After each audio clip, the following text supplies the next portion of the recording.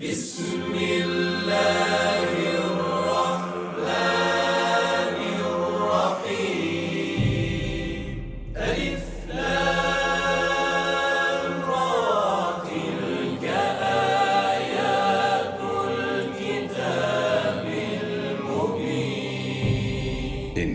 أنزلناه قرآنا عربيا لعلكم تعقلون نحن نقص عليك أحسن القصص بما أوحينا إليك هذا القرآن وإن كنت من قبله لمن الغافلين. قال يوسف لأبيه يا أبت إني رأيت 11 كوكبا والشمس والقمر رأيتهم لي ساجدين. আলিফ লাম র, এগুলো হচ্ছে একটি সুস্পষ্ট গ্রন্থের আয়াত। নিঃসন্দেহে আমি একে আরবি কোরআন হিসেবে নাজিল করেছি যেন তোমরা তা অনুধাবন করতে পারো। হে নবী, আমি তোমাকে এ কোরআনের মাধ্যমে একটি সুন্দর কাহিনী শোনাতে যাচ্ছি যা আমি তোমার কাছে ওহী হিসেবে পাঠিয়েছি, অথচ তার আগ পর্যন্ত তুমি এ কাহিনী সম্পর্কে ছিলে সম্পূর্ণ বেখবর লোকদেরই একজন। এটা হচ্ছে সে সময়ের কথা যখন ইউসুফ তার পিতাকে বলল, হে আমার পিতা, আমি স্বপ্নে দেখেছি 11টা তারা, চাঁদ ও সূরজকে আমি এদের আমার প্রতি সাজদাবনত অবস্থায় দেখেছি। একথা শুনে তার পিতা বলল, হে আমার স্নেহের পুত্র, তুমি তোমার এই স্বপ্নের কথা কিন্তু তোমার ভাইদের কাছে বলে দিও না, তারা তোমার বিরুদ্ধে ষড়যন্ত্র আঁটতে শুরু করবে, কেননা শয়তান মানুষের খোলাখুলি দুশমন।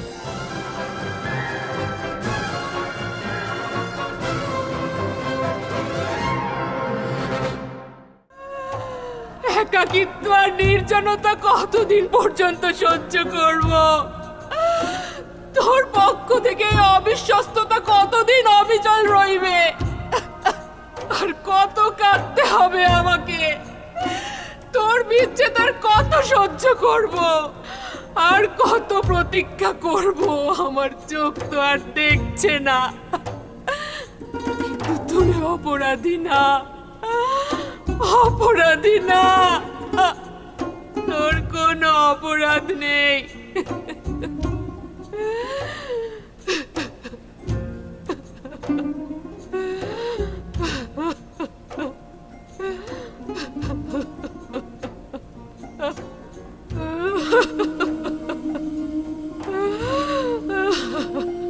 আমার হাল হাকিকতের খবর তো তোর কাছে নেই।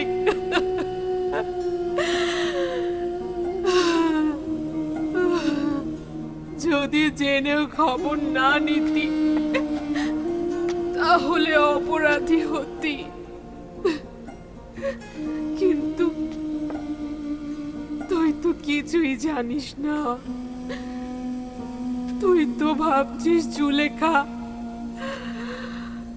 সম্পদের নাচ আর নেয়ামতে ডুবে আছে, আনন্দ ফুর্তিতে কাটছে জুলেখার জীবন। আসলেই তো তুই এমন কাউকে কেন স্মরণ করবি যে তোকে বছরের পর বছর কারাগারে রেখেছে?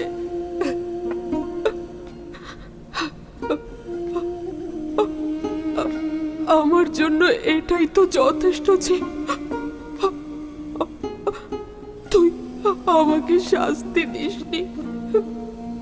আমি তোর প্রতি কৃতজ্ঞ।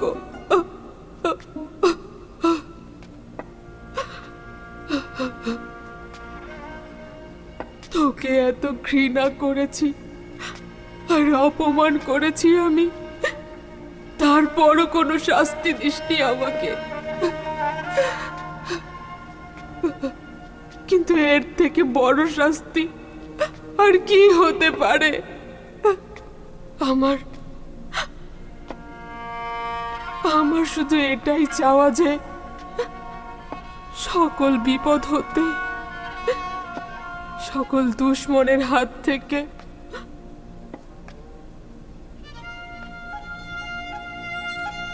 নিজেকে রক্ষা কর। ভালো থাক তুই, অনেক ভালো থাক, অনেক ভালো।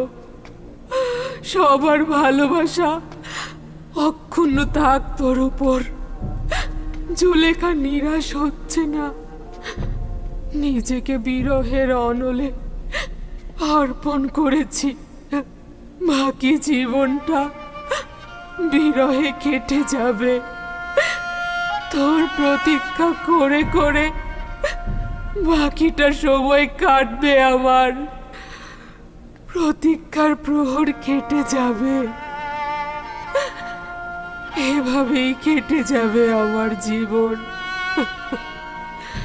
প্রতীক্ষার প্রহর কেটে যাবে।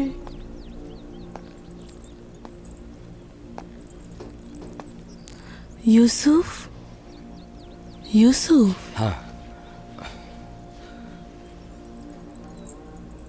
এখানে কেন ঘুমাচ্ছেন?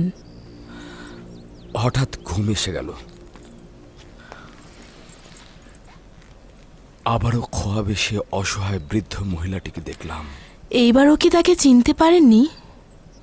না, তা নয়, অনুমান করছি তাকে আমি চিনি, কিন্তু কোথায় দেখেছি তা কেন যেন আমি মনে করতে পারছি না।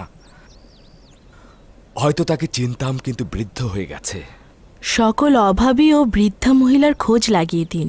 সম্ভবত তাদের মধ্য থেকেই আপনার খোয়াবে দেখা সেই বৃদ্ধা মহিলাকে আপনি পেয়ে যেতে পারেন। তবে এটাও ঠিক, যদি কল্যাণকর হতো তাহলে তাকে আমি অবশ্যই চিনতাম, চেহারাও দেখতে পেতাম। এইরূপ অপরিচিত থাকা হেকমত ছাড়া কিছু নয়।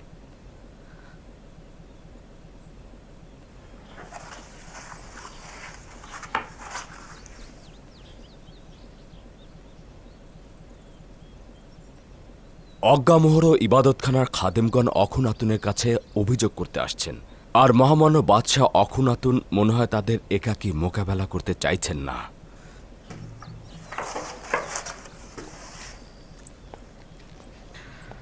আপনার উপস্থিতি একান্ত জরুরি।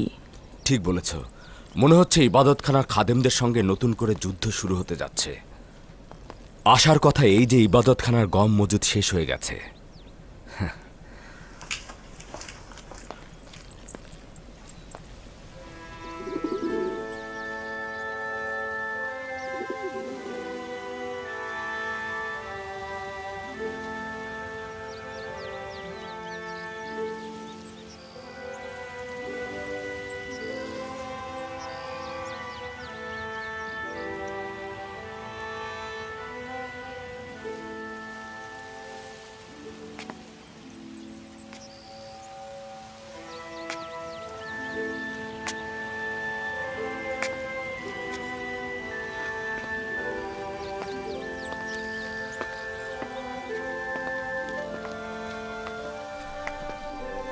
তোমরা এখানে কি করছো? চলে যেতে বলেছিলাম না? রাজমহলে আপনাকে একা রেখে যেতে পারছি না বানু। সম্ভবত হুইয়ার সুফার আর মালি আপনার প্রতি দরদ কাটিয়ে উঠেছে, কিন্তু আমরা আপনাকে ছেড়ে যেতে পারবো না বানু। বললাম তো চলে যাও, এখান থেকে চলে যাও। আমাকে একাকী থাকতে দাও, যাও।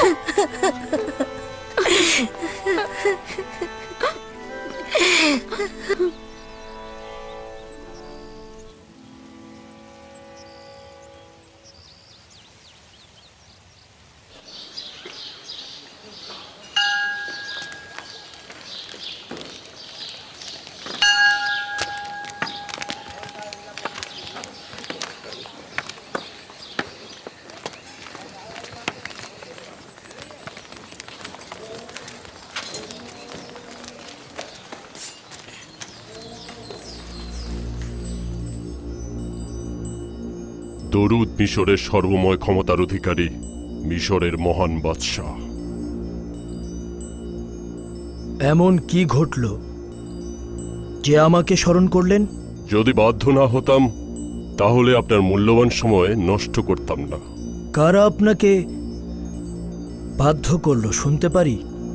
আমি ইউজারসিফের বিরুদ্ধে অভিযোগ করতে এসেছি। আমুনের ইবাদতখানায় গম প্রদানের বিনিময়ে মূল্য গ্রহণের কোনো এখতিয়ার বা হক তার কি আছে আলী জনাব? কেন হক থাকবে না?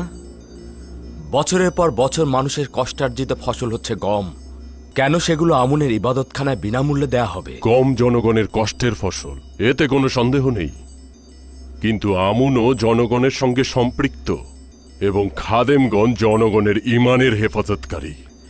যদি আমন খোদার বরকত আপনাদের উপর না থাকতো তাহলে কি আপনারা এত এত গম মজুত করতে পারতেন?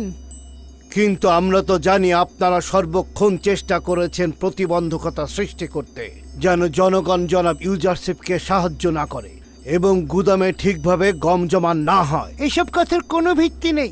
সময় মতো আমরা সব প্রমাণ উপস্থাপন করব।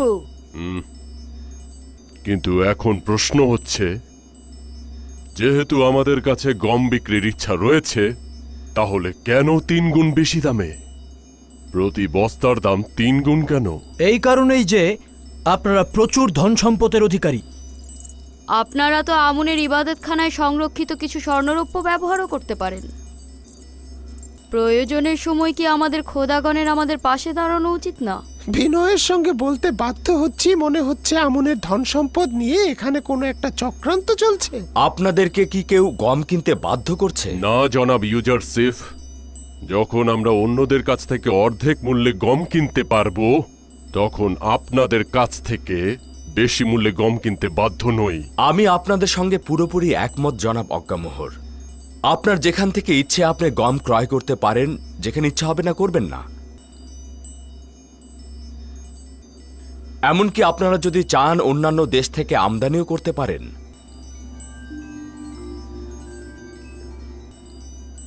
আশা করছি আমাদের এই পদক্ষেপকে হুকুমতের বিরুদ্ধে গোলযোগ সৃষ্টি হিসেবে গ্রহণ করবেন না।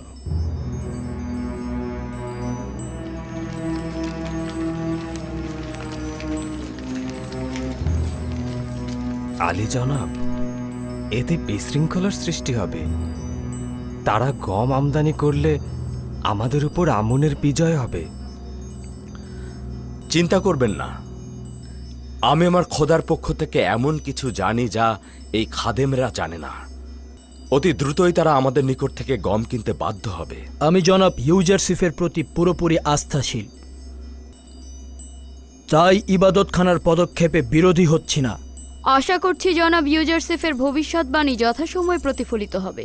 আপনারা বিশ্বাস রাখার কারণেই আমি আরজ করছি। দুর্ভাগ্যবশত আমাদের প্রতিবেশী সকল রাষ্ট্রেই দুর্ভিক্ষ দেখা দিয়েছে, তাই অজ্ঞামোহর ও খাদেমগণ কোনো রাষ্ট্র থেকে গম আমদানি করতে সক্ষম হবেন না। আপনি কি চিন্তিত? এইটা খুবই ভালো খবর, আমি জানতাম না। খাদেমদের পরাজয়ের জন্য এটা উত্তম, কিন্তু ওই দেশের জনগণের জন্য এটা মোটেও ভালো নয়। আমরা দুর্ভিক্ষের ভবিষ্যৎবাণী করেছিলাম, কিন্তু তারা আমাদের কথা শোনেননি। এখন তারা কষ্টের মধ্যে পড়বে। কানানের লোকজন এই দুর্ভিক্ষে কি করছে? খোদা তাআলা, আপনি তাদের রক্ষা করুন।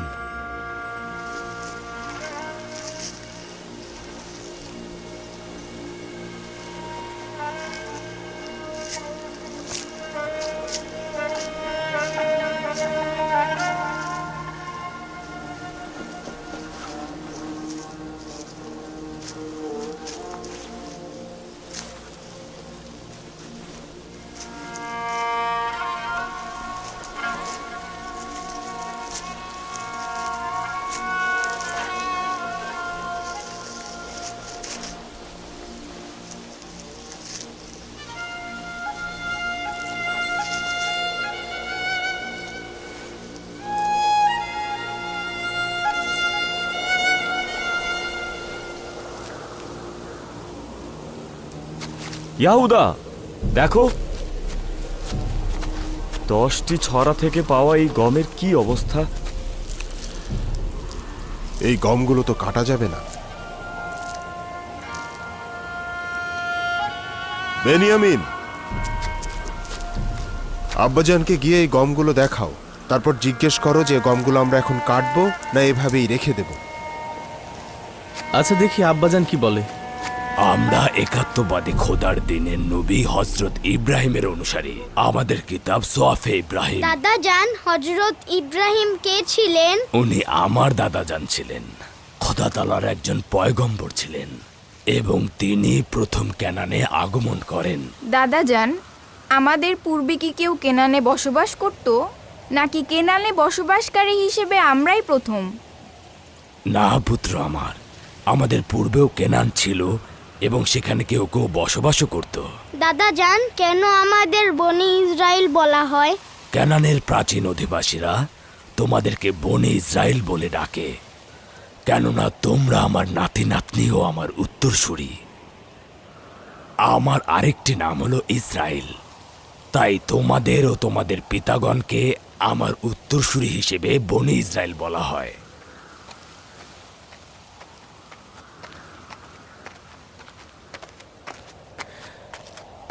দরুদ খোদার নবী। কি হয়েছে পুত্র আমার? আব্বাজান, এই বছরের গমগুলো এই ধরনের, এগুলো কাটবো না রেখে দেব?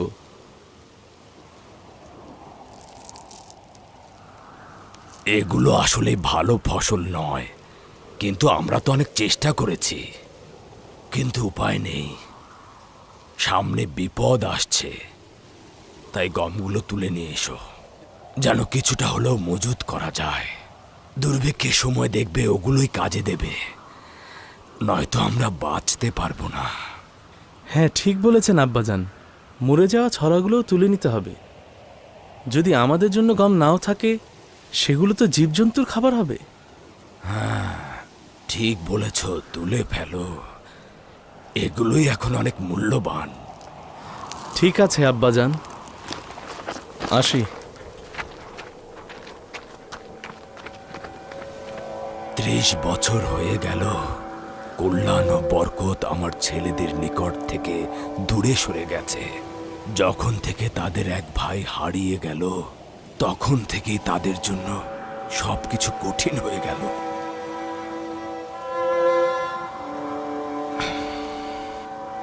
জানি না কবে এর অবসান ঘটবে।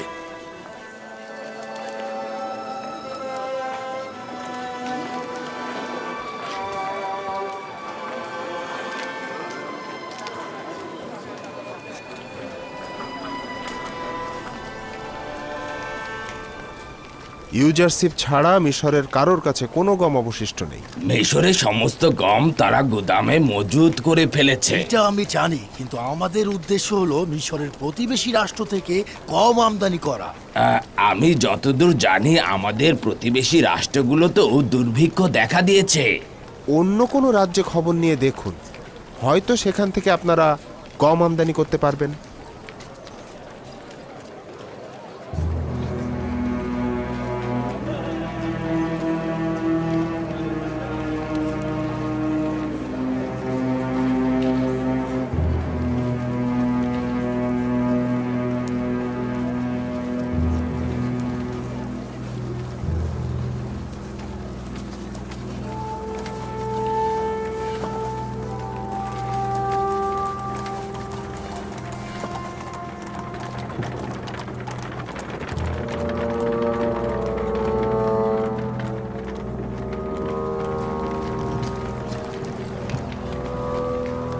দাঁড়াও,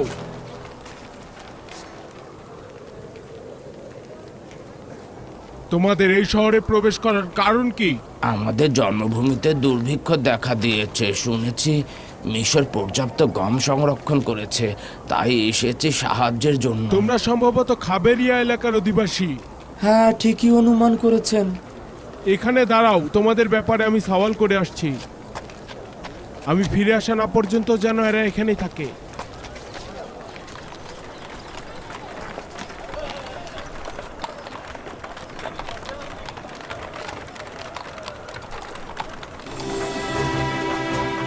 শুধুমাত্র নিজেদের গোলামের খরচ বহন করতে না পেরে এখন পর্যন্ত তেবুসে 400 জন গোলামকে আজাদ করে দিয়েছে তাদের মালিকরা।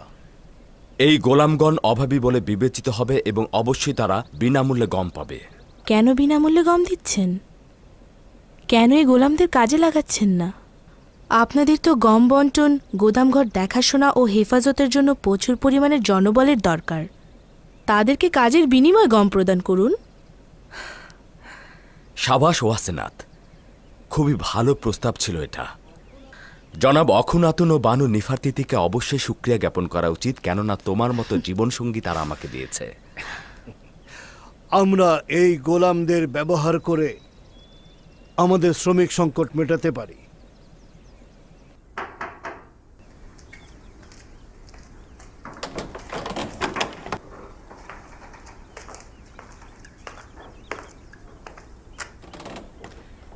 দরুদ হাকিম জনাব ইউজারশিপ। তোমার উপরও খোদার দরুদ। আলী জনাব, আমি শহরের পূর্বের সদর দরজা থেকে এসেছি। সেখানে আমাদের প্রতিবেশী দেশ থেকে একদল লোক এসেছে। তারা খাবেরিয়া এলাকার লোক, গম কিনতে এসেছে। আগে জানতে হবে ওইসব এলাকায় সত্যি দুর্ভিক্ষ হয়েছে কিনা। কেবলমাত্র দুর্ভিক্ষ হলেই আমরা সাহায্য করব। যে সকল দেশে দুর্ভিক্ষ হয়েছে খুব শীঘ্রই সেই নামগুলো দাখিল করা হবে। মুনাফাখোরদের হাত থেকে রক্ষা করার জন্য 1 মাসের অতিরিক্ত গম অর্থাৎ 10 বস্তার বেশি কাউকে দেবেন না। আর মূল্যটাও নির্ধারণ করবেন দুর্ভিক্ষের পূর্বের অবস্থার। তাদের নাম ঠিকানাও সঠিকভাবে লিপিবদ্ধ করবেন, যাতে এর মধ্যে তারা আর গম উত্তোলন করতে না পারে। আর তাদের দিকে অবশ্যই ভালো করে দৃষ্টি রাখতে হবে, যাতে তারা কোনো যুদ্ধ অস্ত্র নিয়ে প্রবেশ করতে না পারে। এটি দুর্ভিক্ষ কবলিত দেশগুলোর তালিকা এবং বিশেষ নির্দেশনাবলী। এবার আপনি কিছু বলুন বানুতি। এরা ইবাদতখানা ধ্বংস করার ইচ্ছায় রয়েছে, এমনকি আমাদেরকে 3 গুণ বেশি দামে গম কিনতে বাধ্য করছে। এখানে আমার করার কি আছে? তারা বেশ কিছুদিন যাবৎ আমার রাজদরবারে প্রবেশ নিষেধ করেছে। আমার উপস্থিতিতে কোনো কথা বলে না। আমাকে ইবাদতখানার সাথে সংশ্লিষ্ট মনে করা হচ্ছে। যদি কিছু মাসের জন্য ইবাদতখানায় গম সরবরাহ করা হতো, আমরা আগামী বছর গম উৎপাদন করে এই সমস্যার সমাধান করে ফেলতাম। নিশ্চিত থাকো, পরবর্তী 5 বছর বৃষ্টি হচ্ছে না, গমও উৎপাদন হচ্ছে না। জানি না কেন ইউজারশিপের ভবিষ্যৎবাণী হুবহু মিলে যাচ্ছে। আমরা সব সময় আপনার দিকে তাকিয়েছিলাম বানু। অখনাতুন তো ইউজারশিপে নিয়ে আমেন হতেব, শুনেছ? আমেন হতেব আমার সন্তান। আমি ওকে সব সময় এই নামেই ডাকবো। কখনো ওই ঠাট্টা বিদ্রুপের নামে আমি ওকে ডাকবো না। আচ্ছা ঠিক আছে বানু, আমেন হতেব। বানু, আপনি আমেন হতেবের রাজমহলে সব সময়ের জন্য আমাদের পক্ষের শক্তি ছিলেন। এখন দেখছি বানু আপনি আমাদের ভুলে গিয়েছেন। এটা কি ঠিক? আপনি আর একবার যদি জনাব দুঃখিত, আমার ভুল হয়ে গেছে। জনাব আমিন হতেবের কাছে যেতেন, তাহলে ইবাদতখানার প্রয়োজনীয় গম সরবরাহ করা হতো। আচ্ছা ঠিক আছে, আমি নিজে চেষ্টা করে দেখব।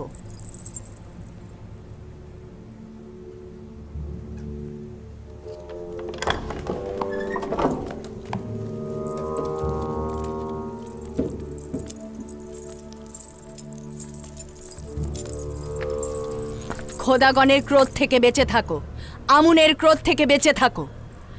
আমেন হতেব, যদি আমুন অভিশাপ দেয় তবে তুমিও তোমার গুদাম মাটির সঙ্গে মিশে যাবে। ইউজারশিপ তোমাকে ধোঁকা দিয়েছে, আমাদের সবাইকে ধোঁকা দিচ্ছে। ছাড়ো আমাকে। আশা করছি এই রাজপ্রাসাদ ধ্বংস হয়ে যাবে, তুইও ইউজারশিপ ধ্বংস হবি। ছাড় আহম্মক, আমাকে ছেড়ে দে। আমুনকে আর বেশি রাগান্বিত করিস না।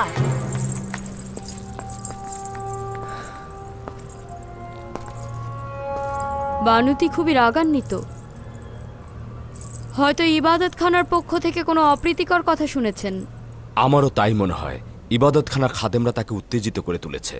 মহামান্য বাদশাহ, আমি বলেছিলাম না তারা গম কিনতে সফল হবেন না? যখনই আমার ঈমান তোমার প্রতি দুর্বল হয়ে যায়, তখনই তোমার একাত্মবাদী খোদার কুদরত দেখে বিশ্বাস ফিরে আসে। আমি নিশ্চিত যে তোমার সঙ্গে একাত্মবাদী খোদার বিশেষ যোগাযোগ রয়েছে। আমরা এখন পর্যন্ত একাত্মবাদী খোদার মোকাবেলায় আমুনের পরাজয়ের সাক্ষী রয়েছি।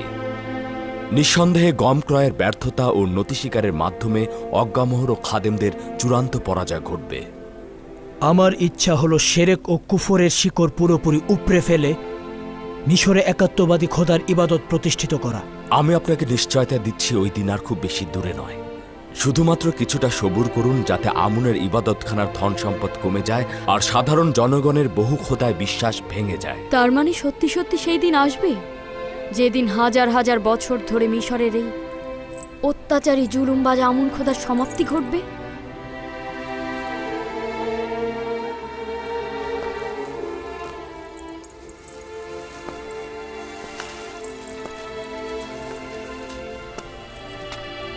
খোদা তালার ইচ্ছা একাত্মবাদী খোদার শিরক ও কুফরি ইবাদতকারীদের বিরুদ্ধে অবশ্যই তার বিজয় লাভ করবেন, আর খোদা তালার এই ওয়াদার খুব শীঘ্রই প্রতিফলন ঘটবে।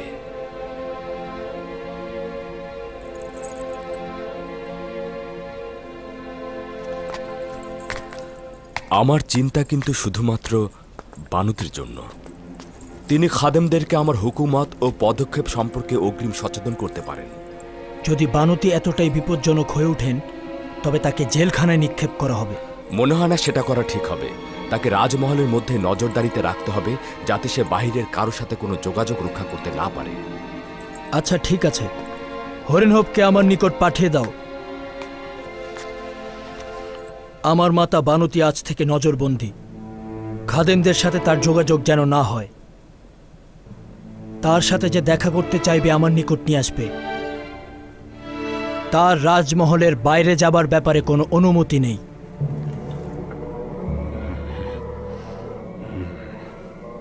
বিভিন্ন দেশের ব্যবসায়ীদের কাছ থেকে খবর নিয়েছি, মনে হচ্ছে না কোনো দেশ থেকেই গম পাওয়া যাবে। তারা বললেন আমাদের প্রতিবেশী দেশেও নাকি দুর্ভিক্ষ দেখা দিয়েছে। মিশরের বাইরে কোথাও গম মজুত নেই, আর যাদের মজুত ছিল এই 2 বছরে তাও শেষ হয়ে গেছে। উপায় নেই। আমুনের ইবাদতখানায় হাজার হাজার খাদেমকে ক্ষুধার্ত অবস্থায় মারা যেতে দিতে পারি না। অধিক মূল্যে গম কেনা ছাড়া আর কোনো উপায় নেই। কিন্তু জনাব অজ্ঞামোহর, এই ধন সম্পত্তি ইবাদতখানার শক্তি। ইবাদতখানার আসল শক্তি হচ্ছে এই খাদেমগণ ও সাহায্যকারীগণ।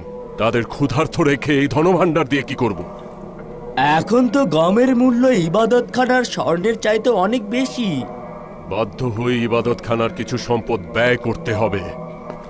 ভান্ডার থেকে একটি থলে নাও এবং সঙ্গে কিছু প্রহরীও নাও। গম কেনার জন্য তেবসের গুদামের দিকে দ্রুত রওনা হও, দেরি করো না, যাও। গম ছাড়া ফিরে আসবে না। আমরা ইউজারশিপের মোকাবেলায় পরাজয় বরণ করতে বাধ্য হচ্ছি।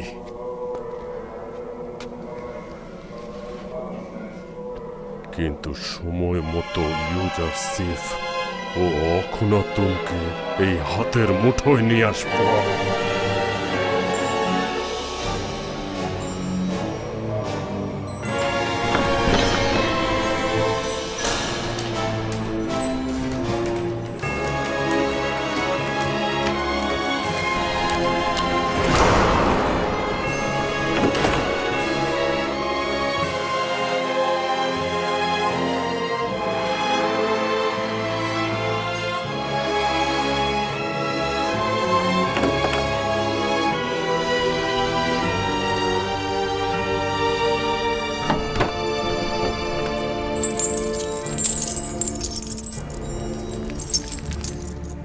খোদাগণ ইউজারশিপকে ধ্বংস করো। আশা করি আমুনের অভিশাপে সে ধ্বংস হয়ে যাবে। এই ধন সম্পদগুলো আমনের ইবাদতখানার শৌর্য ও ক্ষমতার প্রতীক। আশা করছি আমাদের খোদাগণের ক্রোধের আগুনে ইউজারশিপ ও তার খোদা এবং অখুনাতুন ধ্বংস হয়ে যাবে। 1 বোরা, 2 বোরা, 3 বোরা, 4 বোরা, 5 বোরা দিয়ে দাও। গোলাম ছিলে 10 বোরা পাবে। পরের জন এসো, 10 বোরা দিয়ে দাও।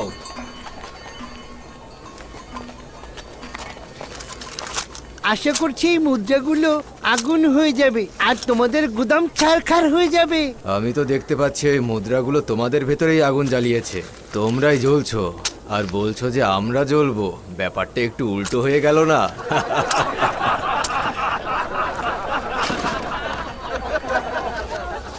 এই থলেগুলো 3000 দেবনের। হ্যাঁ, ইবাদতখানার জন্য 1000 বড়া দাও। পরের জন্য এসো।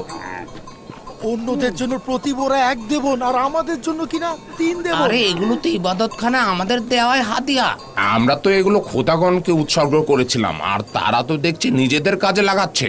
ক্ষুধার জ্বালায় সাধারণ মানুষের পেট পিঠের সাথে ঠেকে গেছে, আর এরা এত মোটা হচ্ছে যে উপর থেকে পা পর্যন্ত দেখতে পায় না। বেশি করে খাও আর মোটা তাজা হও, পেট পূজারী ধর্মগুরু। কোন দিন যে এদের থেকে আমরা রক্ষা পাবো। অনেক বাকি আছে। পরের জন্য এসো। 15 বড়া দাও। একদম গুনে গুনে বড়াগুলো উঠাবে, একটা বড়াও যেন কম ঠিক না আছে। হয়। আমি দেখছি।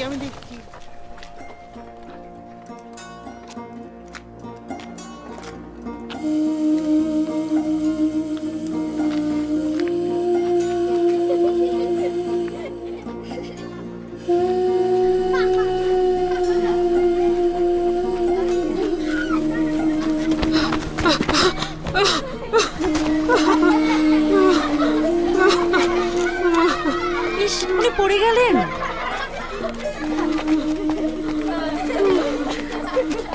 দেখে শুনে খেলতে পারো না? যাও যাও, অন্যদিকে যাও, ওইদিকে গিয়ে খেলো। সবাই যাও, অন্যদিকে যাও, অন্যদিকে গিয়ে খেলো। উঠুন উঠুন, আপনি উঠুন। এই যে আস্তে আস্তে।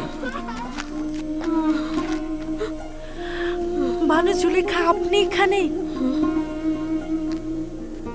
তুমি কে? কেন, আমাকে চিনতে পারছেন না বানু? আমি রাজমহলের খাদেম ছিলাম। আপনি যখন সবাইকে আজাদ করে দিলেন, তারপরে আমি রাজমহল থেকে বেরিয়ে এসে নিজের ঘর সংসার বেঁধেছি, কিন্তু এখনো আপনার খাদেম হিসেবেই হাজির আছি বানু। সংসারী হয়েছো জেনে খুশি হলাম। আসুন বানু, আসুন, আমার বাড়িতে আসুন। এখানেই আমার বাড়ি। না না, আমাকে যেতে হবে। কোথায় যাচ্ছেন? রাজমহলের পথ তো এইদিকে নয়। কেউ একজন বলল ইউজারশিপ মেনফিসে যাবে।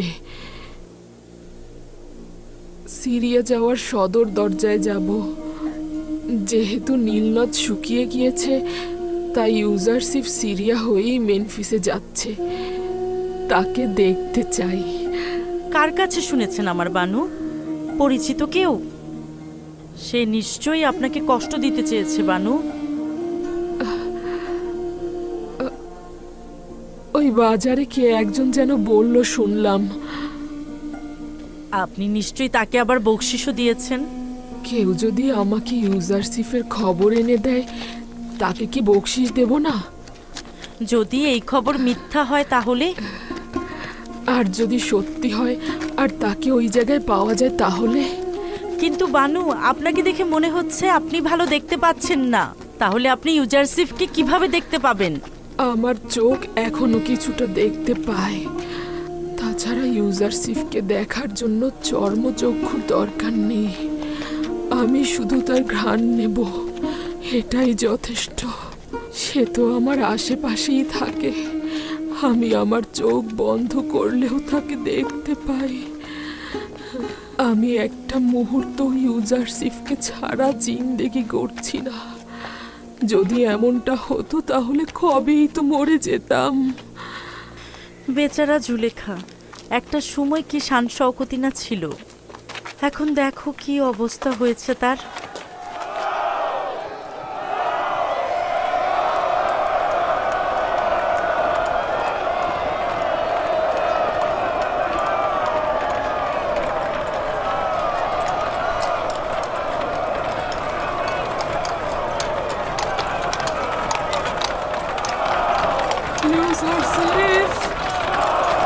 ইউজারশিপ! ইউসুফ! ইউসুফ!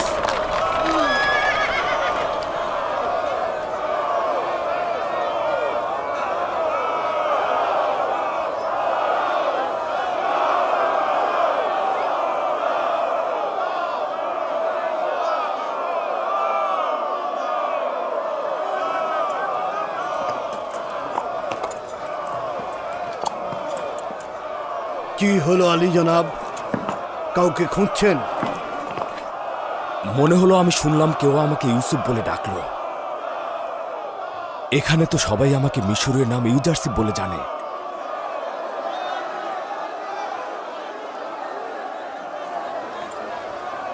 আলী জনাব কাউকে খুঁজছেন?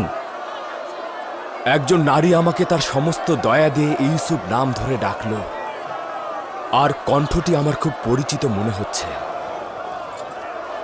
দেখো তো এই কণ্ঠের মালিককে খুঁজে পাও কিনা।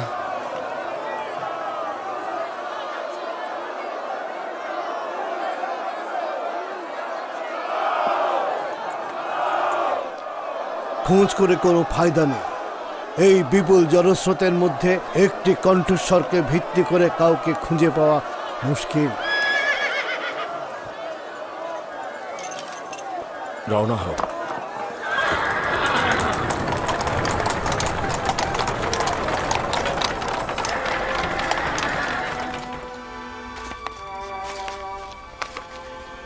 তমা, তেবা তোমার সন্তান।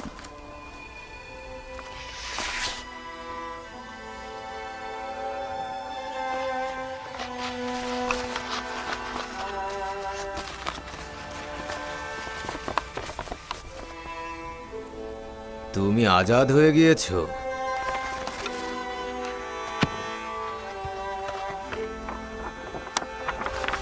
তুমি 1 মাসের গম বিনামূল্যে পাচ্ছ।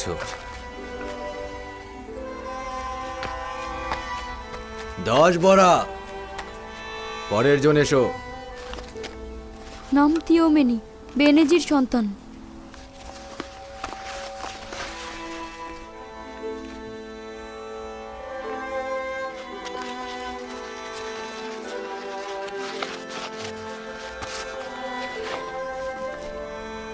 এটা তোমার আজাদির সনদ।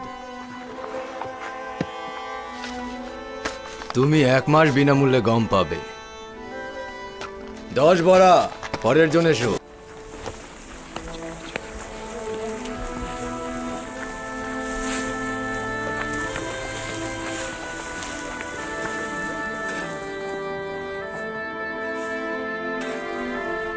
এই নাও কুড়ি বোরা।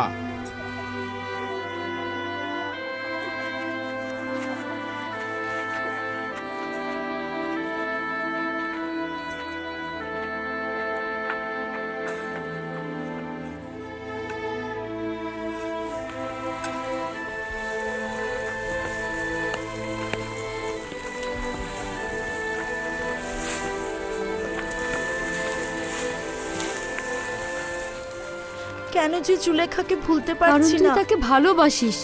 যদিও এটা সত্য, তার কামনা বাসনা আমাকে রাগান্বিত করত, কিন্তু এখনো আমি তাকে ভালোবাসি, কারণ তিনি অত্যন্ত মজলুম। সত্যি বলছি, আমি তাকে ভালোবাসি, এখনো অনেক ভালোবাসি।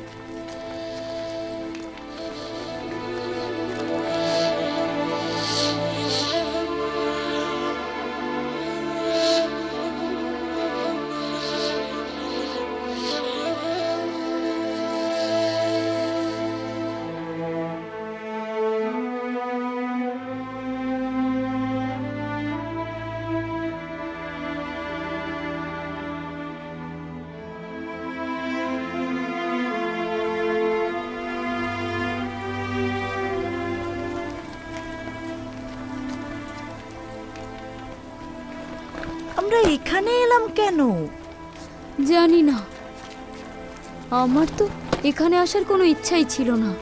কথায় ব্যস্ত ছিলাম আর মনের অজান্তেই এখানে চলে এসেছি। যদি বানু জুলেখা আমাদের আবার এখানে দেখেন, বলবেন তোরা আবার এসেছিস। এই, যদি একমত থাকিস এখান থেকে কিছু গম তাকে দিয়ে আসি। অবশ্যই একমত আছি, চল। কেননা তিনি তো আর গম আনতে যাবেন না, আর তাকে হয়তো গম দেবেও না। আমি তো ভয় পাচ্ছি তিনি কি খেয়ে বাঁচবেন। চল চল দেখে আসি।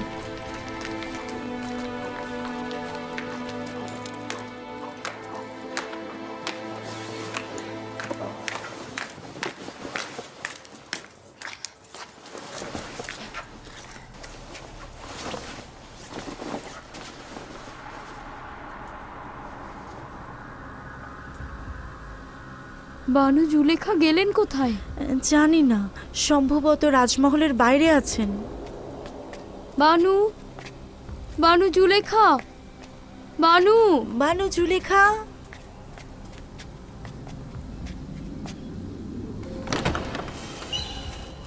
বানু, বানু, বানু, বানু, বানু, কোথায় আপনি? বানু জুলেখা, বানু, বানু কোথায় আপনি? বানু, বানু, বানু, বানু জুলেখা, বানু।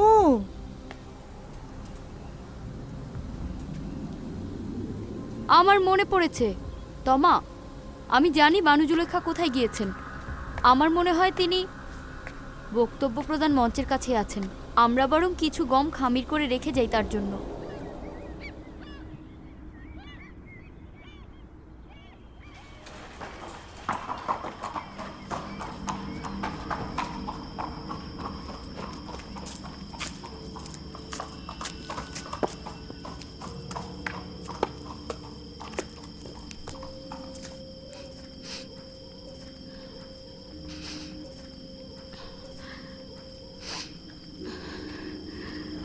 তাজা রুটির ঘ্রাণ।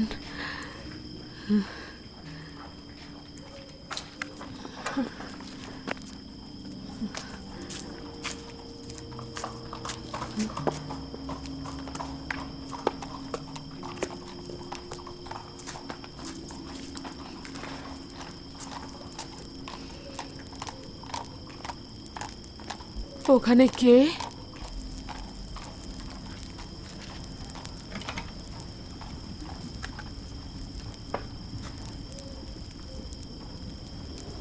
জিজ্ঞেস করছে এখানে কে? সালাম বানু, খুশামদিদ। পুরো রাজমহলে আপনাকে খুঁজেছি। আপনার জন্য গরম রুটি প্রস্তুত আছে বানু। জানতাম আপনি ফিরে আসবেন। নিঃসন্দেহে ক্ষুধার্ত। আপনার জন্য তাজা রুটি ভেজে রেখেছি।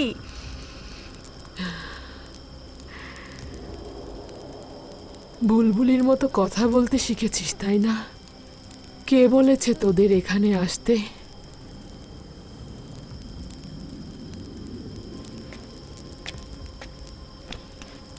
আসুন বানু, আসুন, এখানটাতে বসুন। কিছুটা রুটি দেই আপনাকে।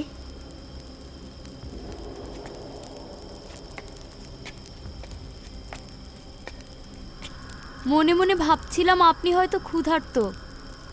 কিছুটা গম পিষে আটা তৈরি করেছি আপনার রুটি তৈরির জন্য, আর কিছুটা গম আর আটা ওখানে রেখেছি।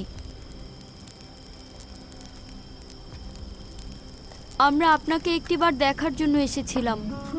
এখনই হয়তো চলে যাব। কোনো দরকার নেই যাওয়ার।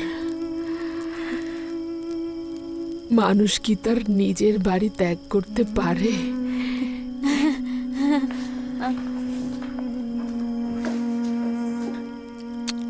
আমাদের তো যাবার জায়গা নেই বানু। বাল্যকাল থেকে এই রাজমহলেই বড় হয়েছি। এখন কোথায় যাব বানু? আমাদের যেমন যাবার জায়গা নেই সেটাও সত্য, আবার আপনাকে ছাড়াও থাকতে পারবো না। আপনি তাড়িয়ে দিলেন তাই, কিন্তু আমরা তো জানি না কোথায় যাব। আনমনে পথ চলতে চলতে দেখলাম আবার মহলেই এসে পৌঁছেছি। আমারও তোদের দরকার। যদি পারিস এখানেই থেকে যা। তোরা ছাড়া আমার আর কে আছে?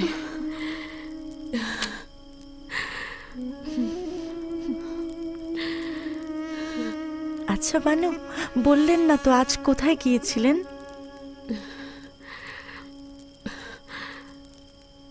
ইউসুফকে দেখতে। ইউসুফ? হ্যাঁ, ইউসুফ। আচ্ছা, তাকে দেখেছেন? হ্যাঁ, দেখেছি। খুব ভালোভাবেই দেখেছি।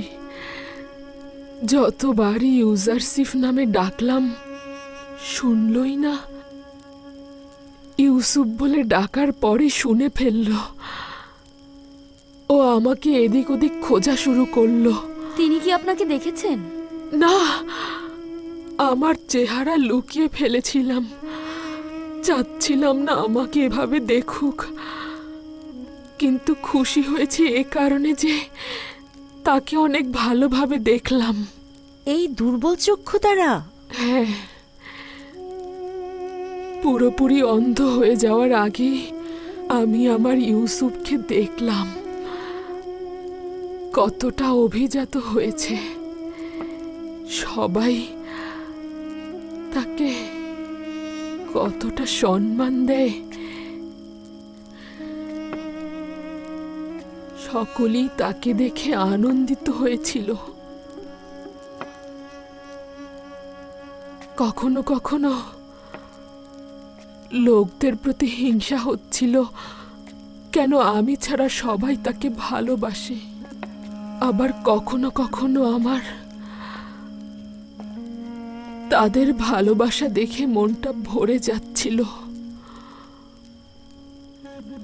কেননা আমার মাহবুবকে আমার ন্যায় মর্যাদাবান মনে করছে এবং ভালোবাসা দিচ্ছে।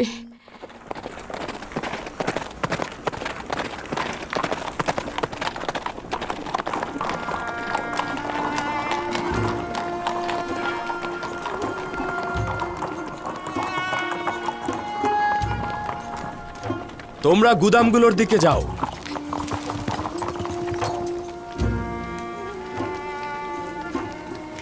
খোদাগণ হাকিম ইউজারশিপের হেফাজত করুক। এগুলো আপনার কারণেই হয়েছে। যদি শীষ ছাড়া শুধু গম সংরক্ষণ করতাম, আমাদের জীবজন্তু সবই মারা পড়তো। এগুলো সব মহান খোদা তাআলার সন্তুষ্টির ফসল। তবে গমগুলো শীর্ষসহ মজুতের ভিন্ন একটি কারণও রয়েছে, সেটা পরে জানতে পারবে।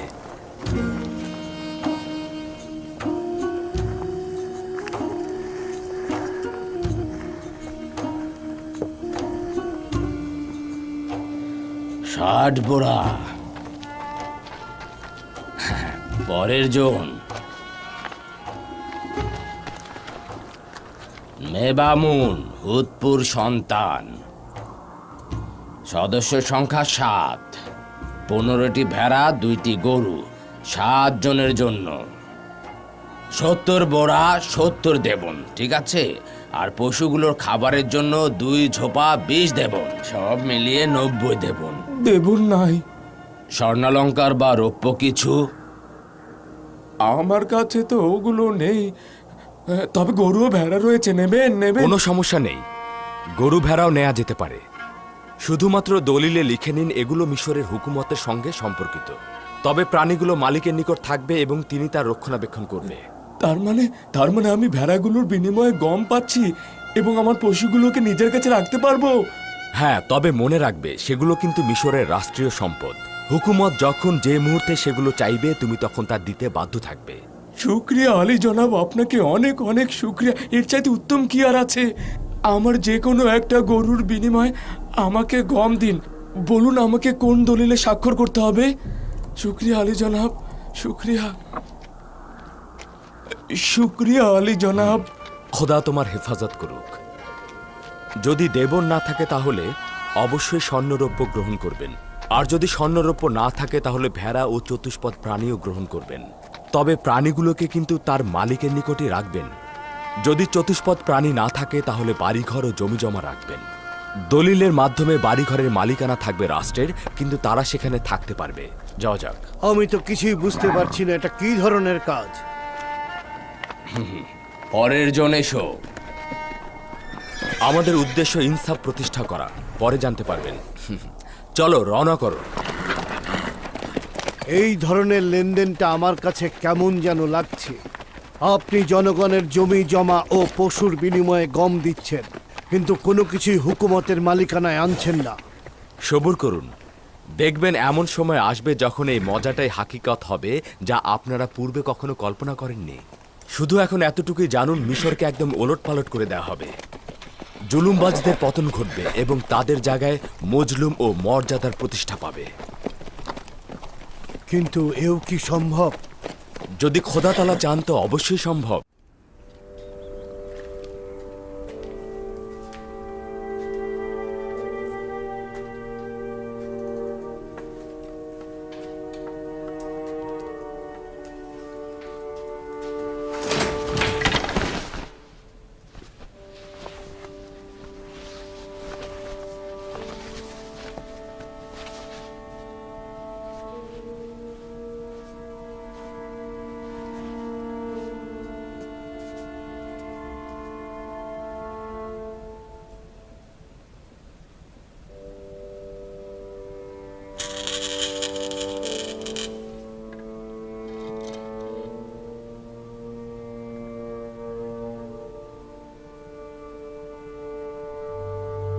তুই আমুন,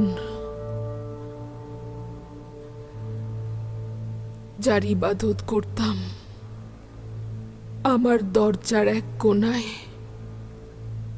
তুই দাঁড়িয়েছিলি আর আমার গুনার সাক্ষী হতে চেয়েছিলি। আমি লজ্জায় তোর চেহারা ঢেকে দিয়েছিলাম। কি হয়েছে তোর? কেন এমন মাটিতে পড়ে আছিস? আমি দীর্ঘদিন তোর প্রতি গাফেল ছিলাম। দেখতেই পাচ্ছিস আমি দুর্বল ও অসমর্থ, নিজের দায়িত্ব পালনে অক্ষম।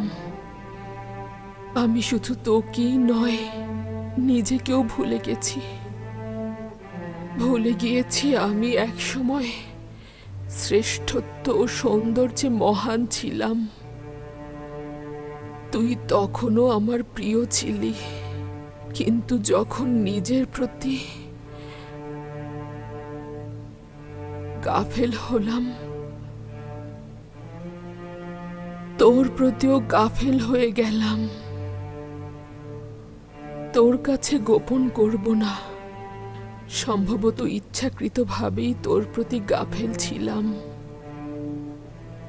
সারা জীবন তোর ইবাদত করেছি,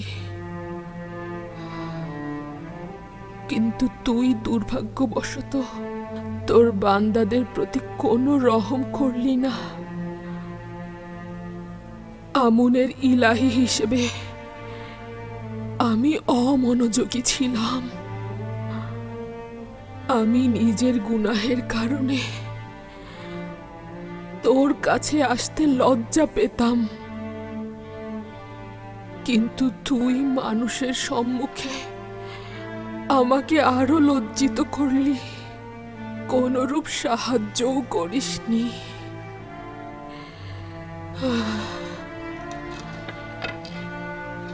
যাই হোক না কেন, তুই আমুন, তুই মিশরের মহান খোদা, কিন্তু না না,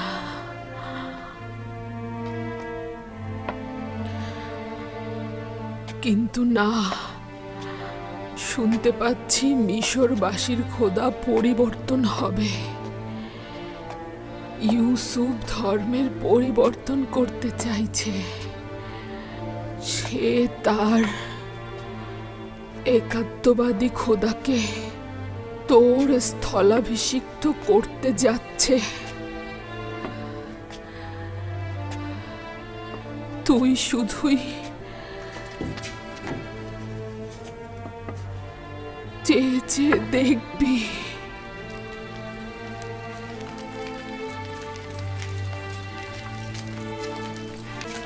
দেখলি তো, ইউসুফ একটা গোলাম ছিল, কিন্তু তার খোদা তাকে আজই যে মিশর বানালো। ইউসুফ এমন এক খোদার ইবাদত করে যে তার বান্দার প্রতি রহম করে। তাকে কি সম্মান জানানো উচিত নয়? আমুনের জায়গায় তারই তো ইবাদত পাওয়া উচিত। তুই আমার জন্য কি করেছিস? ইউজারশিপের খোদার কাছ থেকে অন্তত রহম করা শেখ।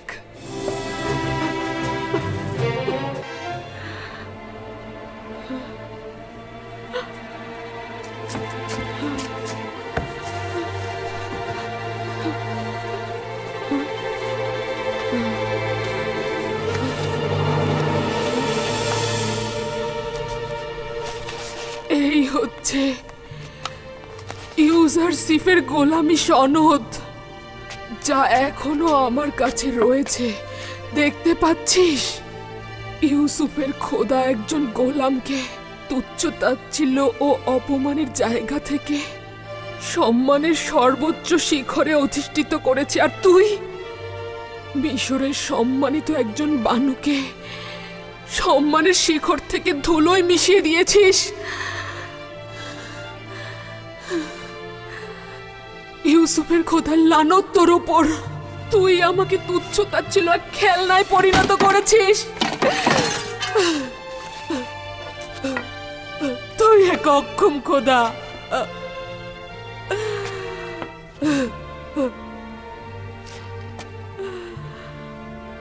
তুই আমাকে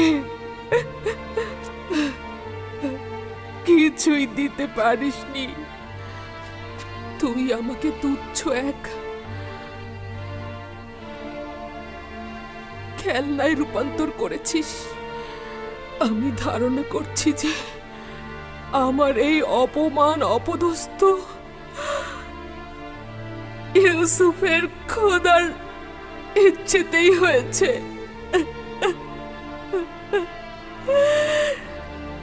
এই অপমান আমার পুরস্কার। আমি ইউসুফের খোদার প্রতি অবিচার করেছি। ইউজারসিফের সৌভাগ্য, তার খোদা দয়ালু। কে তুমি?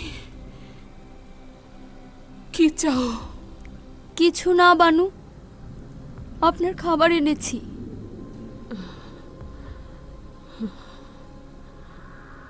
আমুনের সাথে কি করেছি দেখেছো? এটা তার প্রাপ্য ছিল, আরো আগেই করা উচিত ছিল। এখন আমি ইউসুফের খোদার হক কিভাবে আদায় করব? কিভাবে তাকে খুশি করব আমি?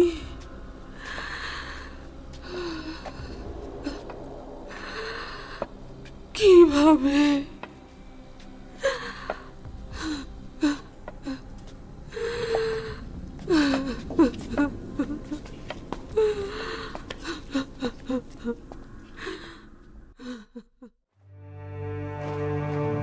মিশরের সৈন্যবাহিনী সিপাহ সালার হরেনহবের নেতৃত্বে বছরের পর বছর অমরিদদের বিরুদ্ধে যুদ্ধের পর জয়লাভ করে মিশরে ফিরে এসেছে।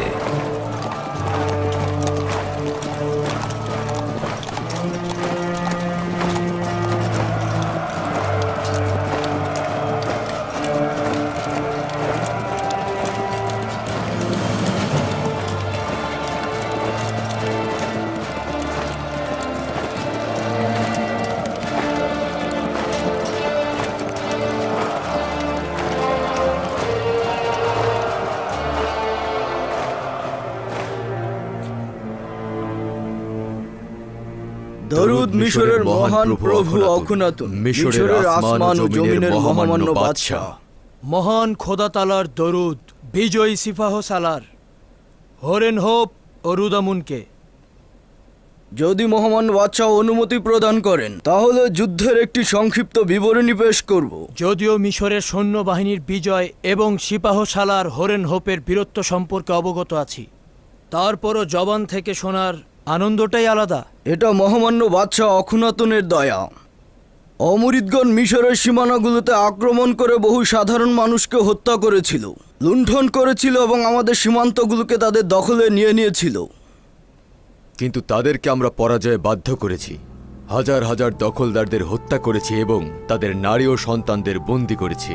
প্রচুর গনিমতের মাল দখল করেছি। কঠিন লড়াইয়ের পর তাদের বাদশাকে গ্রেফতার করেছি।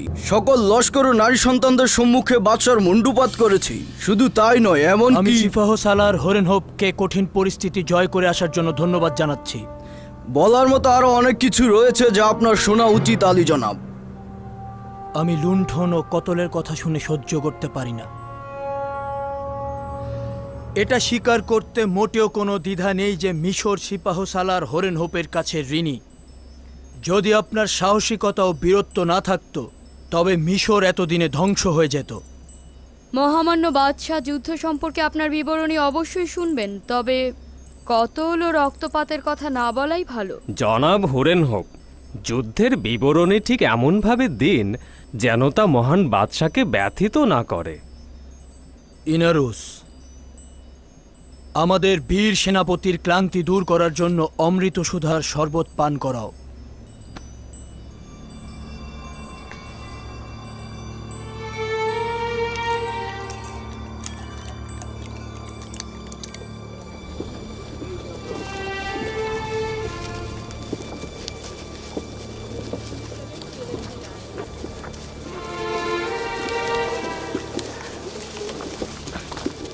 ওদেরকে দেখো, ওরা কত পরিমাণ গম চায় যে এত জীবজন্তু নিয়ে এসেছে। ওদের পেটগুলো দেখছো না? ওই পেটগুলো পূর্ণ করতে হলে বোরা বোরা গম দরকার। ওরা কারা? ওরা বাবেলিগণ, উত্তরের অধিবাসী। মনে হয় গম নিতে এসেছে। তার মানে এত পরিমাণ গম আছে যে ওদেরকেও দেওয়া যাবে?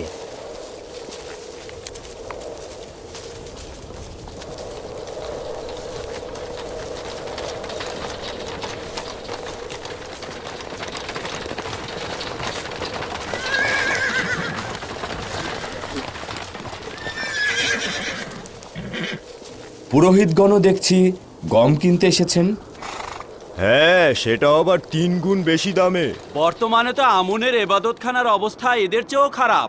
কেন তবে সাহায্য করছেন না? প্রথমত এরা খাবেরি এলাকার লোক এবং খুবই সাধারণ নাগরিক। অন্যদিকে বছরের পর বছর তারা মিশরের রাজস্বদাতা। তারা আয়ের একটি বড় অংশ মিশরের হুকুমতকে প্রদান করে থাকে। এখন যেহেতু তারা দুর্ভিক্ষে পতিত হয়েছে, তাই আমরা তাদেরকে সাহায্য করছি। কিন্তু আমুন তো শক্তিশালী খোদা, তার কিছু সম্পদ যদি ইবাদতখানার খাদেমদের জন্য ব্যয় করে তাতে সমস্যা কি রয়েছে? ছিল, একটা সময় সম্পদ ছিল, তবে এখন এমন সম্পদশালী নয়। যা কিছু ছিল তা সবই তুমি নিয়ে নিয়েছো। আলী জনাব, সে আমুনের কোষাগারের সংরক্ষক। সে মনের অজান্তে আমাদের একটা ভালো খবর দিল। ভালো খবর? হ্যাঁ, ভালো খবর। পরবর্তীতে জানতে পারবেন। রওনা দাও।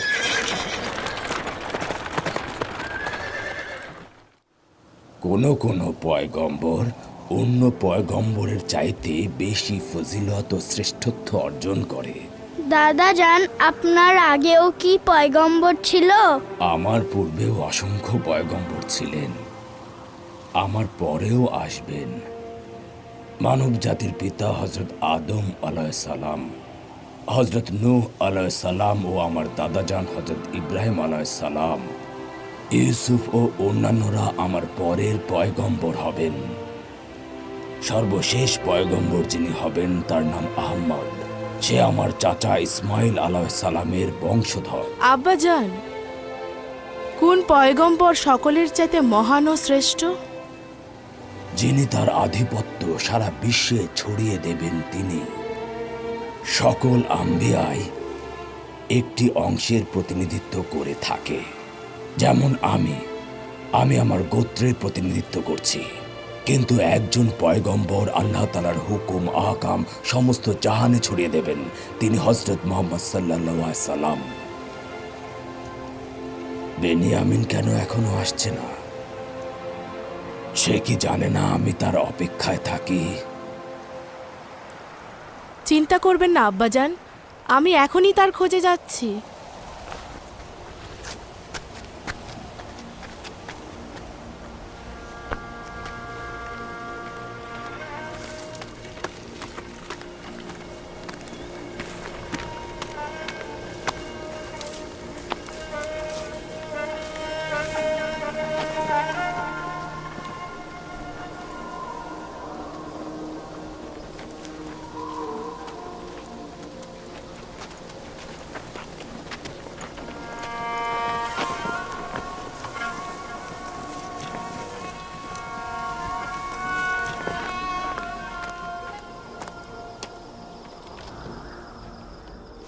ফসল কাটতে জমিতে গিয়েছিলাম, যদিও তেমন একটা ফসল নাই। এটুকু না কাটলে তো না খেয়ে মারা যাব। ক্লান্ত ছিলাম, তাই ভাবছিলাম একটু বিশ্রাম নিয়ে তারপর আব্বাজানের দিদারে যাব। ভাই, তুমি তো জানো প্রতিদিন সূর্যাস্তের সময় আব্বাজান তোমার জন্য অপেক্ষায় থাকে। তাকে অপেক্ষায় রাখা তো মোটেও উচিত নয়। কখনো কখনো তো আমারও কাজ থাকে, তাই না? কাজে মশগুল হলে তো ভুলে যাই। কোনো ভনিতা করছি না। বেনিয়ামিন, বাহানা করো না তো। তুমি জানো না তোমার পিতার দিদারে যেতে হবে? কেন নয়, কেন নয়, অবশ্যই জানি, অবশ্যই জানি। ক্ষমা চাইছি বোন, আব্বাজানকে আর অপেক্ষায় রাখবো না। ঠিক আছে, চলো যাই।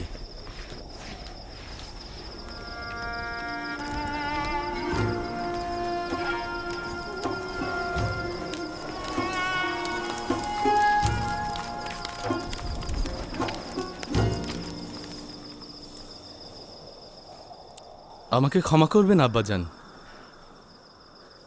এমনটা আর হবে না। আমি কথা দিচ্ছি মরুভূমি থেকে ফেরার সময় আগে আপনার সাথে দেখা করে তারপর যাব। ইউসুফের বিরহে যে কষ্ট আমি সহ্য করছি তাই যথেষ্ট। তুমি আমাকে আর কষ্ট দিও না পুত্র। যদি ইচ্ছাকৃত কষ্ট দিয়ে থাকি তাহলে যেন খোদা আমাকে ক্ষমা না করে।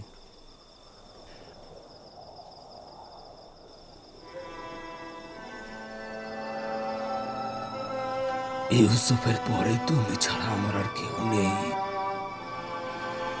তোমার দিদার আমাকে শান্তি প্রদান করে।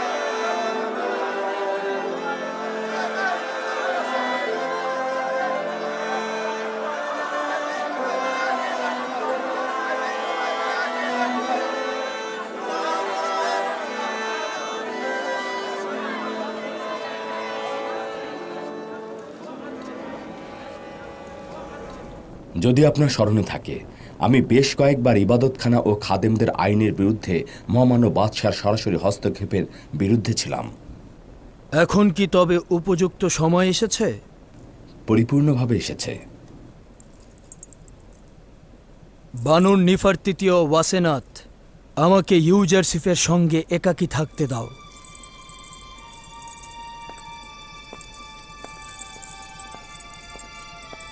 আমন ইবাদতখানা তার জমি জমার বিশাল অংশ যেমন হারিয়ে ফেলেছে, ঠিক তেমনি তাদের ধনভাণ্ডারও শেষ করে ফেলেছে। সেটা জানি। এছাড়াও মিশরের বিশাল জনগোষ্ঠী একাত্মবাদী খোদার ইবাদত করছে। প্রস্তাব করছি প্রতিটি শহরে ঘোষণা করা হোক এখন থেকে মিশরের জনগণের রাষ্ট্রীয় ধর্ম হবে একাত্মবাদী খোদার ধর্ম। নিশ্চয়ই শুনেছ হরেনহোপ, আমরা একাত্মবাদী খোদার ইবাদতকারী। এখন থেকে আমুনের ইবাদত করা পাপাচার ও গুনাহ বলে গণ্য করা হবে।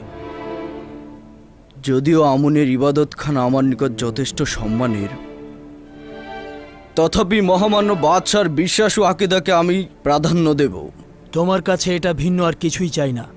যেভাবে মিশরের সীমান্ত দুশ্মন থেকে পবিত্র করেছ, সেভাবে মিশর থেকে কুফরি ও শিরক দূর করবে। আমি মহামান্য বাদশার প্রতি অনুগত। এখন থেকেই পদক্ষেপ নেওয়া হবে।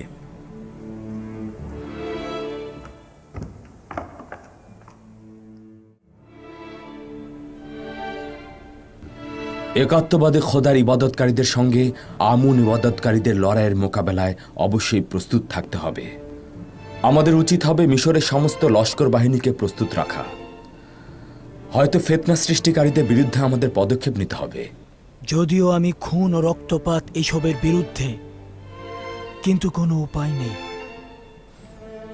প্রয়োজন মানুষকে বাধ্য করে। আমরা বছরের পর বছর সবুর করেছি। ইবাদতখানার বিরুদ্ধে পদক্ষেপে আমরা ধীরে চলো নীতি গ্রহণ করেছি, যাতে রক্তপাতের সংখ্যা কমিয়ে রাখা যায়। আপনি চিন্তা করবেন না, আশা করছি কোনো রক্তপাত ঘটবে না।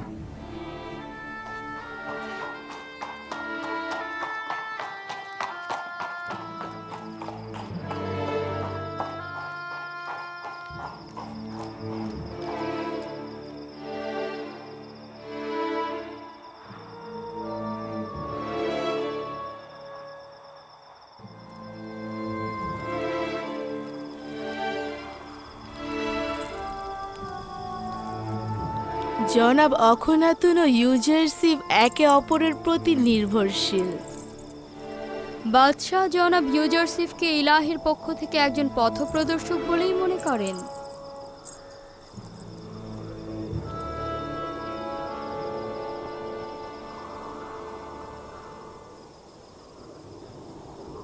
হে খোদার নবী,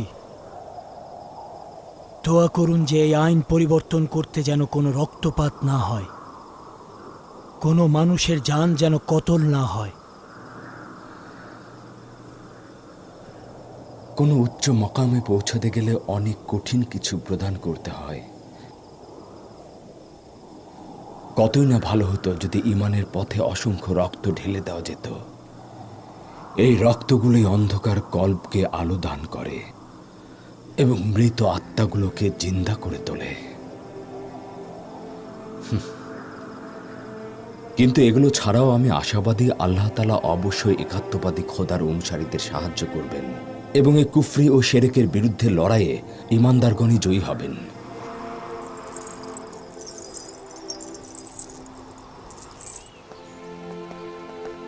মিশরের সর্বত্র পাইক পাঠাও এবং সকল জায়গায় ঘোষণা করে দাও, একাত্মবাদী খোদার ধর্মই মিশরের রাষ্ট্রীয় ধর্ম। খাদেমগণ এবং বয়োজ্যেষ্ঠদের বলবে, এখন থেকে আমনের ইবাদত করা অপরাধ। ঘোষণাকারীকে বলবে সকল শহরের অলিতে গলিতে এই খবর ছড়িয়ে দিতে। যাও। আশা করি আমুন আমাকে ক্ষমা করবেন, কেননা আমি আমুনকে যেমন মিশরের মহান খোদা হিসেবে জানি, একই সাথে অখনাতুনকে মিশরের মহামান্য বাদশাহ এবং খোদাগণের সন্তান হিসেবে মানি। আমি জানি অখনাতুন এর বরখেলাফ করেছে এবং পূর্বপুরুষের আইনকে অবজ্ঞা করে যাচ্ছে, কিন্তু আমি তার অনুগত।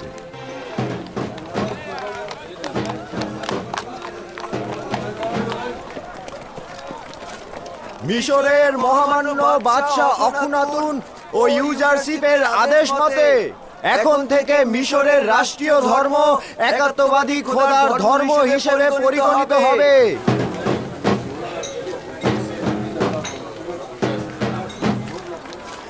আজ থেকে আমুন ও অন্যান্য খোদাগণের ইবাদত করা কুফরি ও শিরক বলে গণ্য করা হবে।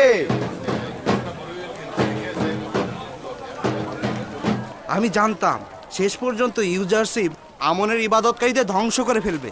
তার আমনের খাদেমদের ভয় পাওয়া উচিত ছিল, তারা তো চুপ করে বসে থাকবে না। আজ থেকে আমুন ও অন্যান্য খোদাগণের ইবাদত করা গুনাহ ও অপরাধ হিসেবে গণ্য করা হবে। আজ থেকে মিশরের রাষ্ট্রীয় ধর্ম একাত্মবাদী খোদার ধর্ম।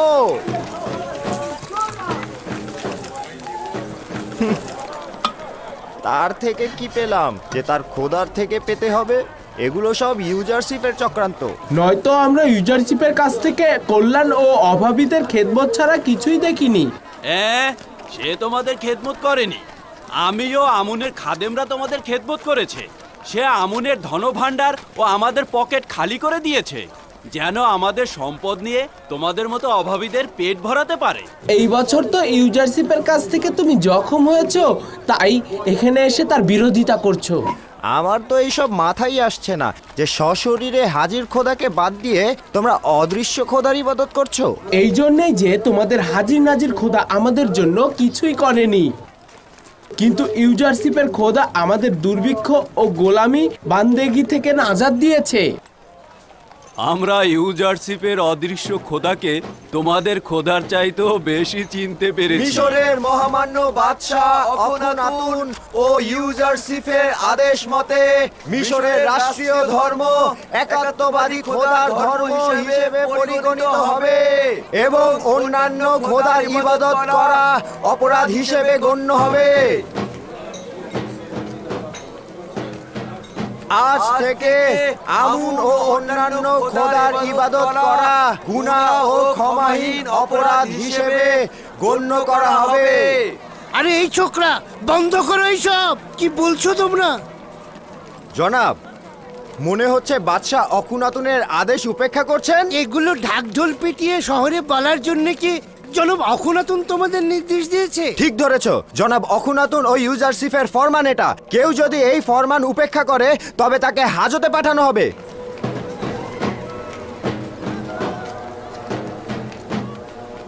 আমি খুব ভালোভাবেই জানতাম ইউজারশিপের পদক্ষেপ এই পর্যন্ত পৌঁছাবে।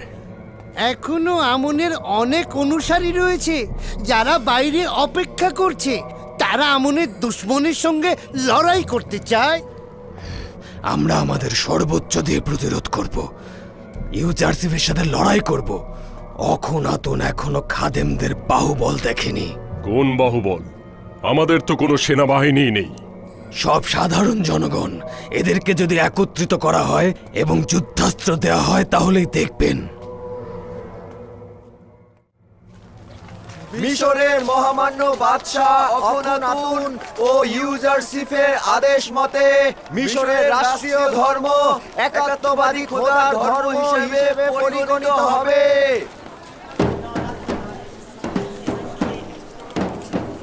আজ থেকে আমুন ও অন্যান্য খোদার ইবাদত করা গুনাহ ও ক্ষমাহীন অপরাধ হিসেবে গণ্য করা হবে।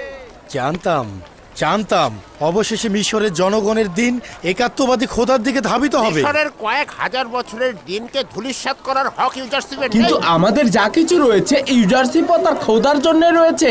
আমুন ও তার খাদেমরা আমাদের কি দিয়েছে? এই তুমি কি বললে? তুমি একাত্মবাদী খোদার প্রতি ঈমান আনছো? হ্যাঁ, আমাদের আমুন কিছুই না। হ্যাঁ, তুমি তোমার কত বড় সাহস, তোমাদের এত বড় সাহস আমাদের আমুনকে নিয়ে আমুনকে অস্বীকার করছো? এই তোকে সবাই মারো, তোর এখানে থাকার কোনো দরকার নেই। তোকে একাত্মবাদীর খোদা। দরুদ আমুনের উপর, দরুদ আমুনের খোদা, দরুদ খোদাগণের মহান খোদা। এই আমাকে ছেড়ে দাও। কি হলো? ছেড়ে দাও বলছি। আমাকে ছেড়ে দাও। আমুনের ইবাদত করা কি অপরাধ? আমুন ও তার অনুসারীদের ইবাদত করা অপরাধ নয়, কিন্তু একাত্মবাদীদের উপরে হামলা করা অপরাধ। চলো চলো চলো আমার সাথে। এত দুঃসাহস তোমাদের! ছাড়ো আমাকে, চলো আমার সাথে। ছাড়ো বলছি, ছাড়ো। মিশরের মহামান্য বাদশাহ অখনাতুন ও ইউজারশিপের আদেশ মতে মিশরের রাষ্ট্রীয় ধর্ম একাত্মবাদী খোদার ধর্ম হিসেবে পরিগণিত হবে এবং অন্যান্য খোদার ইবাদত করা অপরাধ হিসেবে গণ্য হবে। আজ থেকে আমুন ও অন্যান্য খোদার ইবাদত করা গুনাহ ও ক্ষমাহীন অপরাধ হিসেবে গণ্য করা হবে। আমুনের আইন খাদেমদের জন্য মন্দ নয়। সর্বোৎকৃষ্ট বিনোদন, সুন্দরী নারী, সুস্বাদু খাবার সবকিছুই তাদের নাগালে। তারা তো এই আইনের বিরুদ্ধে যাবেই। আচ্ছা, ইউজারশিপের কি এটা করা ঠিক হয়েছে বলো তো? মিশরের সমস্ত মানুষকে নিজের হুকুমতের গোলাম বানিয়ে দিয়েছে। সে আমাদের সবাইকে একেবারে মাটির সাথে মিশিয়ে দিয়েছে। আমাদের কোনো ফারাক নেই। প্রথম থেকে গোলাম ছিলাম, গোলামের মতোই জিন্দেগি পার করছি। আমাদের তেমন কিছুই পরিবর্তন হয়নি। তোমার যেহেতু অনেক গোলাম ছিল, তাই এটা তোমার জন্য দুঃখ ও কষ্টের। ইউজারশিপের এই বছরের সবচেয়ে বড় গুনাহ তোমাদের জবান খুলে দেয়া। এইটা তার হক। ক্ষমতা থেকে একদম নিচে নেমে আসা অনেক কষ্টের। অন্যান্য খোদার ইবাদত করা গুনাহ ও ক্ষমাহীন অপরাধ হিসেবে গণ্য করা হবে।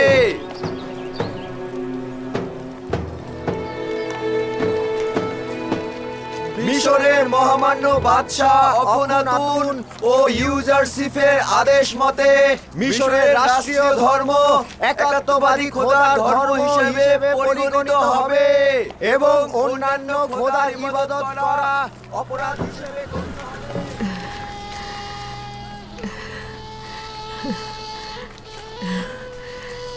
এগুলো সবই ইউজারশিপের কাজ। শুনতে পাচ্ছ আমার বন্ধু? সবাই ইউজারশিপকে ভালোবাসে, এটাই যথেষ্ট নয়, তার খোদাকেও ভালোবাসতে হবে। অবশ্য অস্বীকার করব না, সে ও তার খোদা ইবাদতের যোগ্যতা রাখে।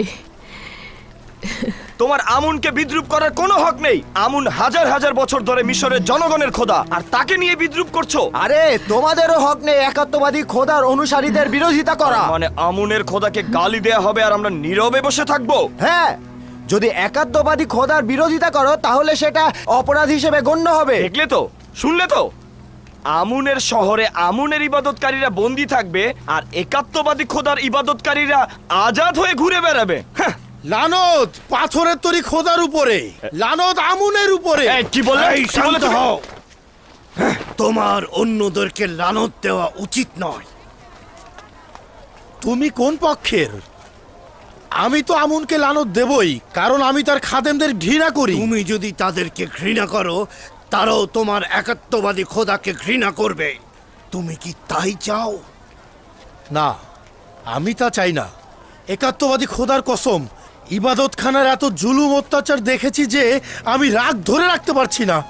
কি জাদুটানা ইউজারশিপ দেখাচ্ছে। তার হক রয়েছে। যদি আমার খোদা আমাকে এইভাবে অনুগ্রহ করত, তাহলে আসমান জমিন এক করে তার ইবাদত করতাম আমি।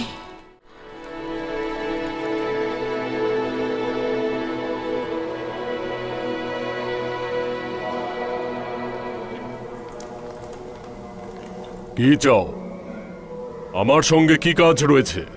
আলী জনাব, কাফেরগণ আমুনের ইবাদতকারীদের লাগাম টেনে ধরেছে আর একাত্মবাদী খোদার ইবাদতকে প্রাধান্য দিচ্ছে। আমরা জানতে চাই জনাব, অজ্ঞামোহরের সিদ্ধান্ত কি? কোনো পদক্ষেপ নিচ্ছেন না কেন? কিছুদিন হলো ঘোষণাকারীগণ একাত্মবাদী খোদার ধর্মকে রাষ্ট্রীয় ধর্ম হিসেবে ঘোষণা করছে। ঘোষক প্রকাশ্যে একাত্মবাদী খোদার দিনের কথা প্রচার করেছে। আমাদের মাথা নত হয়ে গেছে। আমরা চারপাশের খবর সম্পর্কে অবগত নই। ইউজারশিপ তো তার নিজের কাজ করে ফেলেছে। আমুনের ইবাদত কারিগণের দেহে সর্বশেষ আঘাত এনেছে। অবশ্যই কিছু করা উচিত। আমাদেরকে অবশ্যই একটা নকশা আঁকতে হবে। যখন নকশা আঁকা দরকার ছিল তখন আঁকেননি।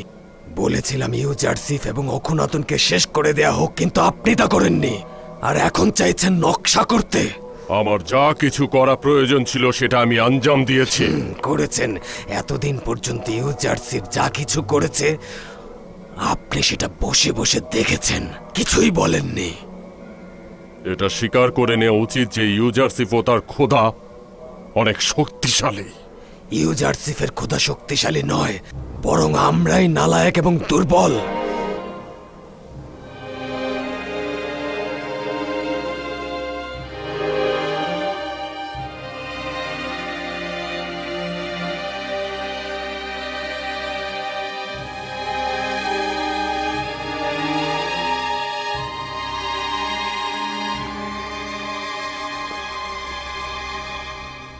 আচ্ছা, পদিয়ামন কি নিজেকে জনাব অজ্ঞামোহরের থেকে বেশি জ্ঞানী মনে করছে?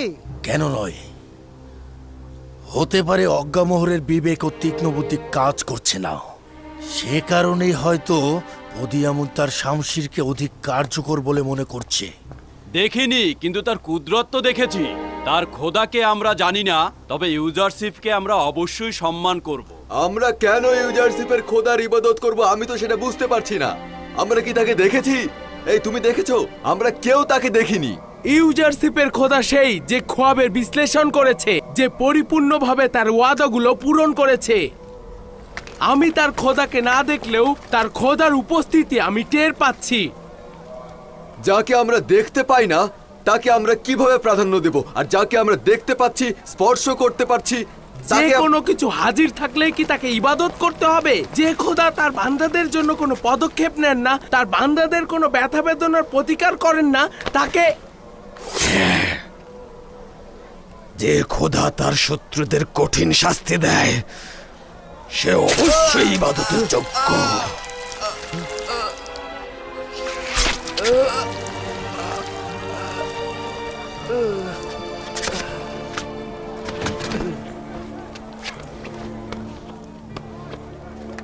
আজ থেকে আমনের দুশমন এবং একাত্মবাদী খোদার নামে কুফর প্রচারকারীদের শাস্তি হবে এটাই।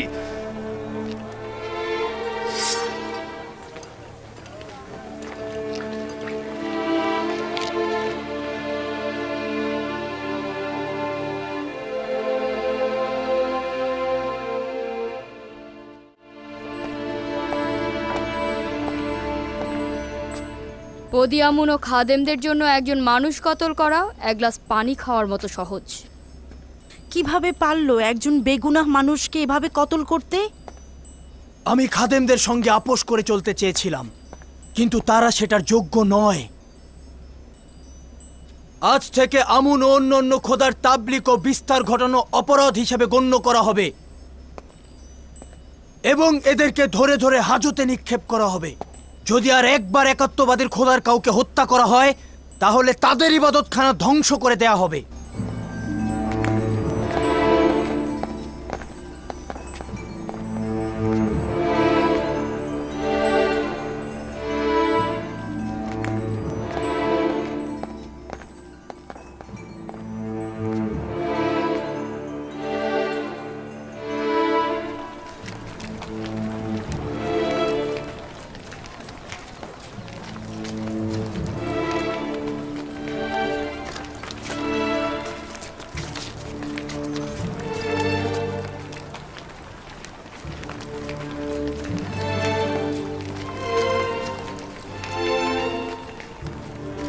এই যে দেখ, এখানে বসে আছে।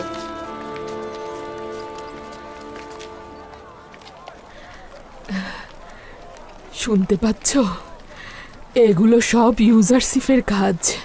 সে সবাইকে দিয়ে তার নিজের খোদাকে ইবাদত করানো না পর্যন্ত শান্ত হবে না। বুঝতে পারছি না এ পরিস্থিতিতে আপনি খুশি না অখুশি। আচ্ছা বানু, আপনি কি চান? লোকজন ইউজারশিপের খোদাকে ইবাদত করুক নাকি না করুক? যদিও আমি এখনো সেই সিদ্ধান্তে পৌঁছাইনি, তবে ইবাদত করাই উত্তম হবে। কিন্তু কিছু সংখ্যক তার খোদাকে ইবাদত করার জায়গায় ইউজারশিপকেও ইবাদত করে। যদিও তার খোদাকে চিনি না, তবুও একটু ভেবে বলতো সে সত্যি ইবাদত পাওয়ার যোগ্য কিনা। এখন পর্যন্ত তোমরা ইবাদতখানার খাদেমগণ শুধু খেয়েছো আর মোটা তাজা হয়েছো। এখন আমরা ইউজারশিপের বদলতে এক কাতারে চলে এসেছি। হ্যাঁ এতে হ্যাঁ, কি বলো কি সমস্যা রয়েছে? হ্যাঁ হ্যাঁ, কি সমস্যা বলো?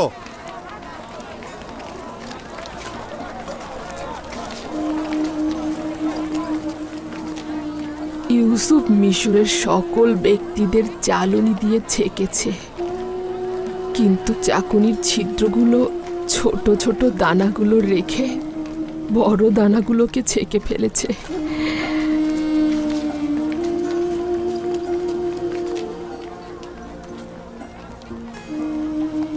তোমাদের মনে আছে ইউসুফ ছোটবেলা থেকেই গোলাম ও গরিবদেরকে বেশি ভালোবাসতো। একবার তাকে একটা মুক্তা উপহার দিয়েছিলাম, কিন্তু সে সেটা বিক্রি করে রাজমহলের সবার পিছনে খরচ করেছে। সে সব সময় রাজমহলের খেদমতগার আর গোলামদের সাথে মিশে থাকতো। সব সময় তাদের ব্যথা বেদনা শুনতো ও সাহায্য করত। আমরা কোনো খারাপ কিছু শোনো শোনো, যা দেখেছি তাই আমুনের বলেছি। ইবাদত ও তার পক্ষে কথা বলা অবশ্যই অপরাধ। তোমাদেরকে হাজতে যেতে হবে। চলো, এক্ষুনি চলো। ছাড়ো আমাকে, চলো ছাড়ো, চলো, ছাড়ো আমাকে, ছাড়ো। এসো, তাড়াতাড়ি এসো, চলো। আমরা ভুল করেছি। গত কয়েক বছরের দুর্ভিক্ষে আমরা শুধু ইবাদতখানা ও খাদেমদেরই নজর রেখেছি। দুর্ভিক্ষের ফলে জনগণ যে দুর্ভোগে রয়েছে তা খেয়াল করিনি। যা হবার তা তো হয়েছেই। এখন একটা উপায় খুঁজে বের করা দরকার।